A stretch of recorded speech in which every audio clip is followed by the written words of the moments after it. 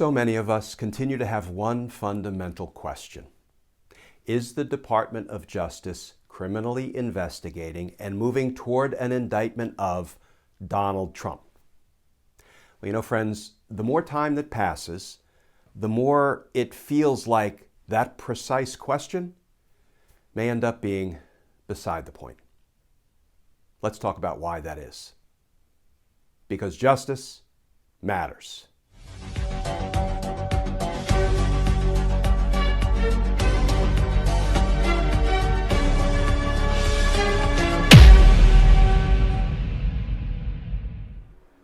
Hey all, Glenn Kirshner here.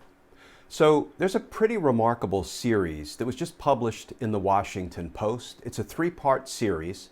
It's titled The Attack: Before, During, and After. Yes, that attack. And it's a compelling, detailed, inclusive account of Donald Trump's attempt to corruptly retain power. Here is just some of how that reporting opens up. Trump was the driving force at every turn as he orchestrated what would become an attempted political coup in the months leading up to January 6, calling his supporters to Washington, encouraging the mob to march on the Capitol, and freezing in place key federal agencies whose job it was to investigate and stop threats to national security. For months, the president had been priming his supporters to believe that the election was rigged, that he was the rightful winner, and that Joe Biden's victory was illegitimate and the product of a conspiracy by Democrats and the media. Throughout the fall and winter, Trump leaned on election officials in states such as Georgia and Arizona with a blizzard of tweets and personal phone calls, trying to get them to undo the results of the election. When that failed, he turned his focus to January 6th, historically a pro forma ritual by Congress. His words triggered rapid action by angry supporters who made plans to go to the nation's capital, fusing together in a dangerous call and response. "Come to Washington," Trump tweeted to his supporters on the Saturday before Christmas, issuing a clarion call for them to gather and protest on January 6th. Be there, will be wild. So friends, there's a lot to unpack in that three-part series just published by the Washington Post, and I'll try to tackle some of that information in future videos. But for today, I want to take a few minutes to take on just one question, and it's a big question. Is Merrick Garland's Department of Justice criminally investigating Donald Trump and his criminal associates for their attempts to corruptly overturn the presidential election results, for launching an attack on the Capitol on January 6th, for trying to overthrow our democracy? Is the Department of Justice criminally investigating Donald Trump? Now, we have to acknowledge there are opinions all across the spectrum on that big question. Part of it is because there's so little evidence that has come out about what DOJ is or is not doing. And for every point, there's a counterpoint. Some people say, well, there's no evidence that they're investigating Trump, so I guess they're not.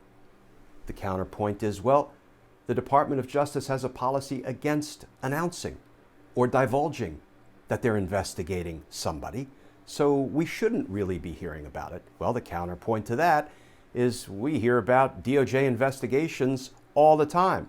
You know, FBI Director Comey couldn't stop talking about the investigation into Hillary Clinton's emails. And we know Rudy Giuliani's being investigated. We know Matt Gaetz is being investigated. So we know about investigations frequently. And then, of course, there are leakers and lawyers. What do I mean by that? Well, often when DOJ is conducting an investigation, it leaks information out. Sometimes intentionally, sometimes perhaps innocently, unintentionally, and we begin to hear about investigations. What do I mean by the lawyers part of leakers and lawyers? Well, when the Department of Justice conducts criminal investigations and we know nothing about those investigations or the fact that they are up and running, DOJ will put witnesses in the grand jury, and those witnesses will go out and hire lawyers. And if only in the DC legal community, you'll begin to hear, well, you know, I represent so-and-so who just appeared before the grand jury in an investigation, and word begins to spread. Word comes out about pending investigations, even if DOJ says nothing publicly about them. And we just haven't heard much about that. Now, if you're like me, I was a prosecutor for 30 years, nearly a quarter of a century with the Department of Justice. That was my professional home. I can't conceive of the Department of Justice not criminally investigating Donald Trump, right? Given the evidence that Donald Trump and his criminal associates committed truckloads of crimes, there's plenty of evidence to open a criminal investigation, what we call adequate predication. It's everywhere. So how can DOJ not be criminally investigating Donald Trump? I have to believe they are. So suffice it to say, at this moment, we can't definitively answer the question, is DOJ criminally investigating Donald Trump? Because we don't know what we don't know. So rather than try to answer that question, let's talk about something we can answer. Why do we prosecute? Well, we prosecute to hold accountable and punish the wrongdoer. We prosecute to protect the community and society generally.